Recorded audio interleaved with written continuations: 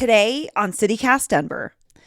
In the last few years, there's been a groundswell of interest and effort across Colorado to remember what happened at Amache. It was a concentration camp outside of Grenada in southeast Colorado, where more than 10,000 Americans of Japanese descent were incarcerated during World War II. It's a tragic, shameful chapter of Colorado history, but it's part of who we are. Well, I don't know if you want to jump to the end of the story, Bree, but you don't have to imagine what the rose would look like, because this story has grown.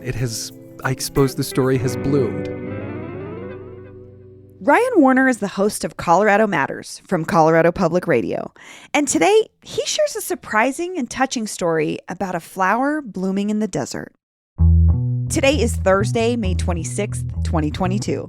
I'm Bree Davies, and this is CityCast Denver.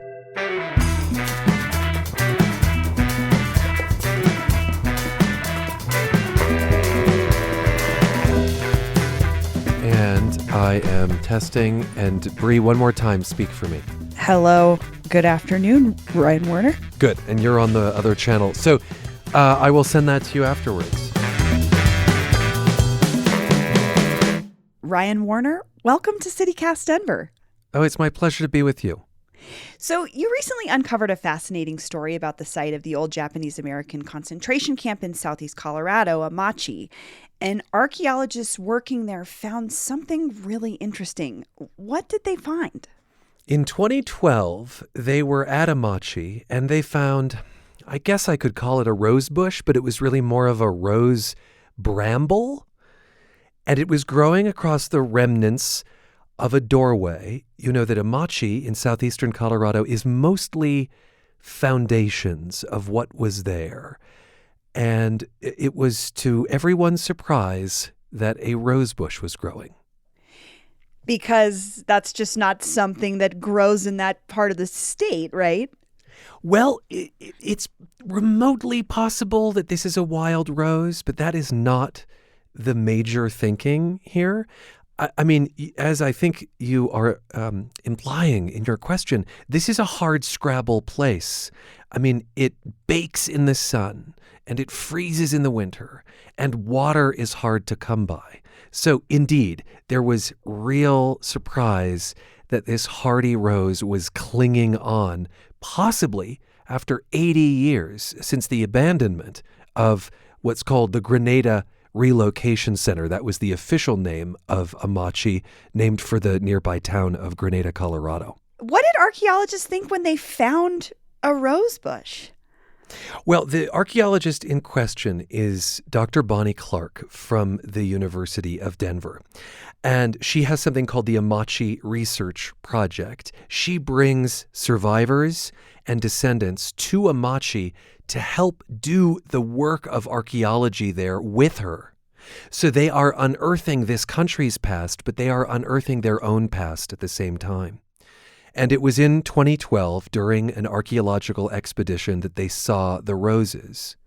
And as one survivor described it to me, in this, these are her words, in this God-forsaken place, we could not believe that roses were growing. Now, mind you, it was clearly a rose bush or a bramble, but no one had seen it blossom. No one had seen it sprout a bud or bloom, very likely since the closure of Camp Amache. Bonnie Clark, the archaeologist, went back every few years to see, is the rose bush blooming? Is it blooming? Is it blooming? And it never did. And so she's the one who enlisted the folks at the Denver Botanic Gardens in hopes of learning more and in hopes of spurring its growth.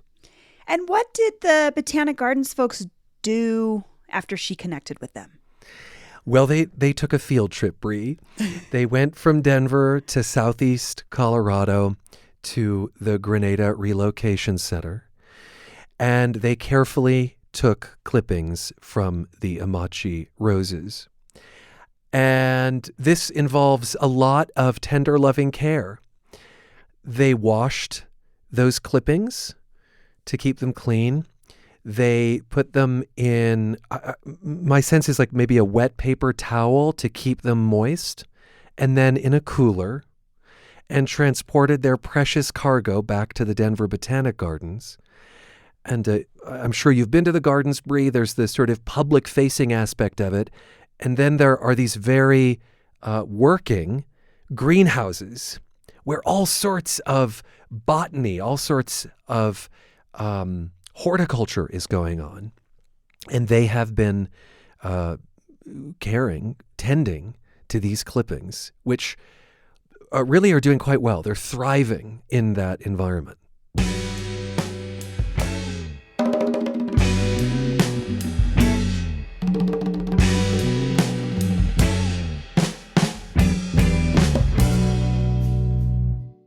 My cat Freddie loves to be brushed and cuddled. But stirring up his cat allergens meant sneezing and itchy eyes.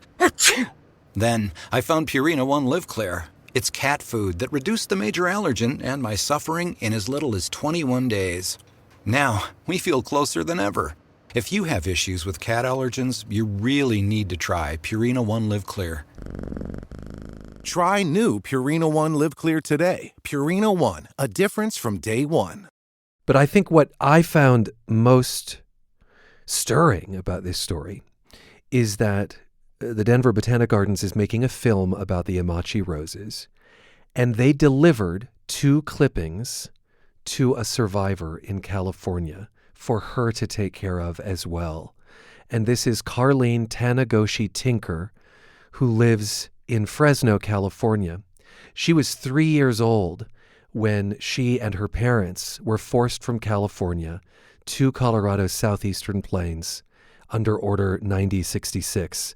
That was the order that Franklin Roosevelt signed, ordering the incarceration, the imprisonment of Japanese Americans during World War II. Mm.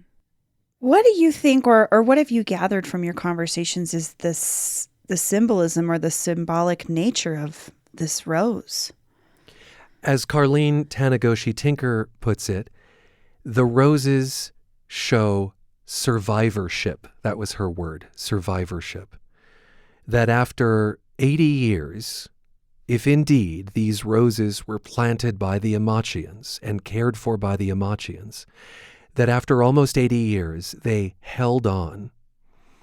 Well, that means they held on just like the people at Camp Amache, and that they were able to thrive, survive in the bleakest of environments. And I also think it means that there was a sliver of color and a sliver of beauty to one of the dimmest chapters of this country's history. Yeah, I'm imagining that rose growing in the desert and what that looked like and maybe symbolized to the folks that were being held there. Well, I don't know if you want to jump to the end of the story, Bree, but you don't have to imagine what the rose would look like, because this story has grown. I suppose the story has bloomed. Yes, that was my next question was it's an artifact, but it's a living thing. What is going to happen, or what has been happening with this rose bush? Well, I'm so glad you say it's a living thing. You know, Bonnie Clark, the archaeologist, refers to these as witness roses. She is especially intoxicated by the fact that plants that can survive for so long bear witness to history. I mean, if indeed these roses were planted by the incarcerees and cared for by the incarcerees, they were witness to that history, and they're still with us. So the prevailing thinking was going to be that the roses would bloom midsummer at either the Denver Botanic Gardens, as they're being babied in the greenhouse, or in Carlene Tannegoshi Tinker's garden in Fresno, California. She emails me, by the way, almost daily with pictures of her 2 clippings, giving me and her friends and Bonnie Clark, the archaeologist, updates on their condition. She's very excited about them. But in fact, there was a bloom just this past weekend at Amache, Bree, at Camp Amache, in the hardscrabble conditions. The original rose bush that no one had seen bloom for 70 some odd years, sprouted a little bud. Oh my God. Right? Is there a bloom? Oh my God. I'm like a little bit weepy. It's such a beautiful, I mean, it's what you would ideally want to happen, but how would you ever know that was going to be the outcome? That's incredible.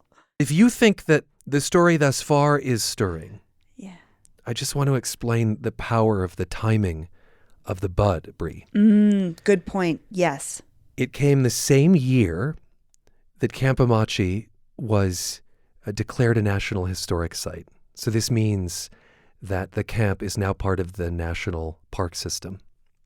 It came the same month that we mark and celebrate Asian American heritage.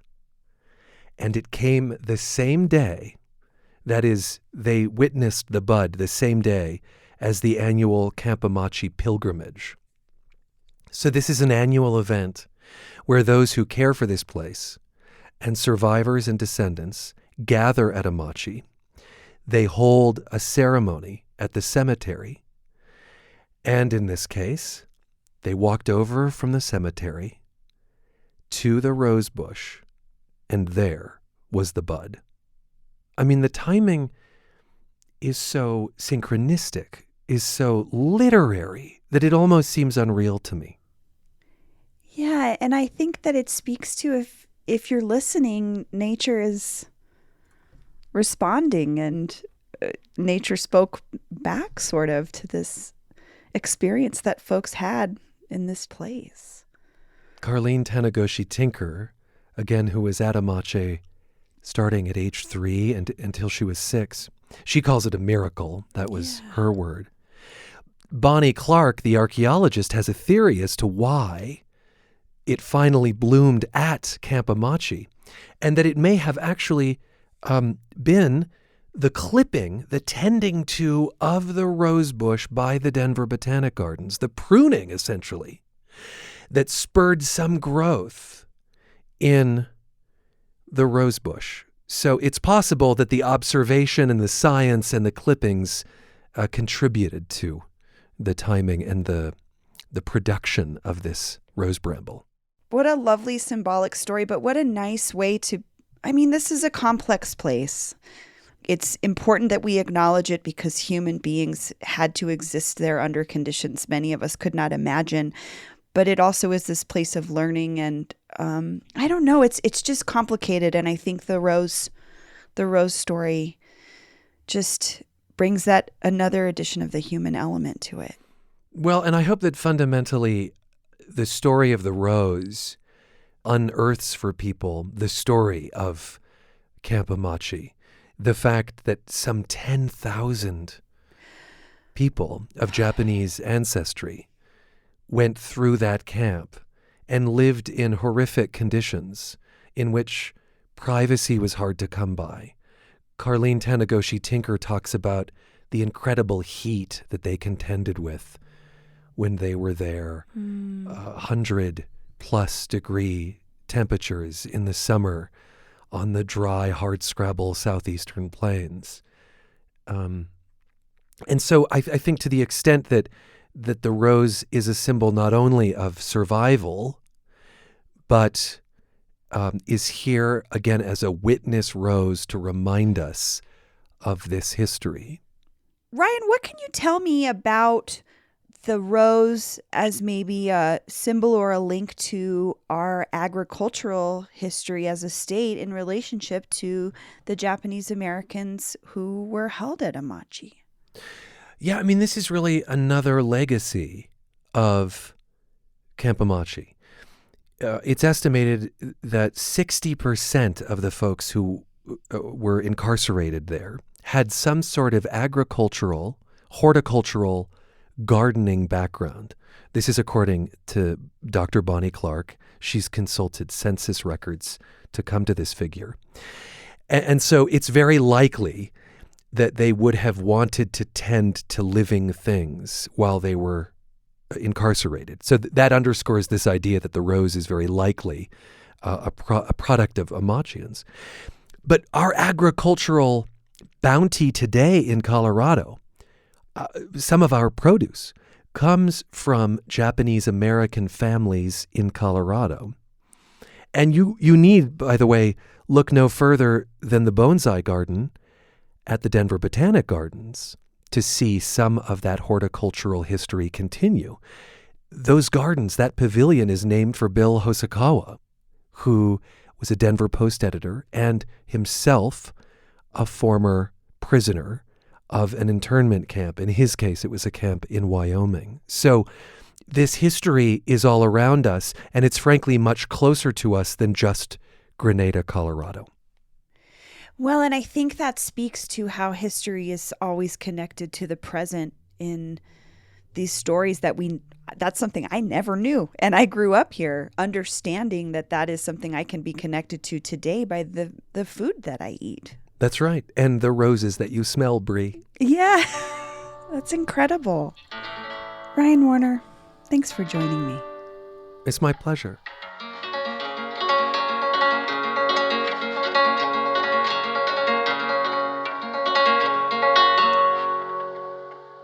And here's what else Denverites are talking about. Gun violence. It's all anyone can talk about this week. It's still on the rise in Colorado. And especially after the tragic mass killing at an elementary school in Texas the other day, I have to address our episode on the topic from earlier this week. We do our best to showcase a wide variety of perspectives on issues that matter to Denverites most. But in our effort to do that, we failed to include the necessary context on Denver's recent concealed carry ban. We appreciate those of you who wrote in to push us to learn more and, frankly, to get this one right. So rest assured, we're working on a follow-up. And we want to hear from you, too. What do you think about Denver's work to get rid of guns? Are there programs or policies you think we should be talking about? Leave us a voicemail or text us at 720-500-5418. Or email us at denver@citycast.fm. I think we can figure this out, but only if we do it together. Thanks for listening.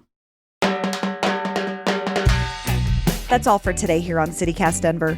If you enjoyed the show, why not take a minute to tell a friend about us? Rate the show wherever you get your podcasts and subscribe to our morning newsletter. We'll be back tomorrow morning with more news from around the city. See you later.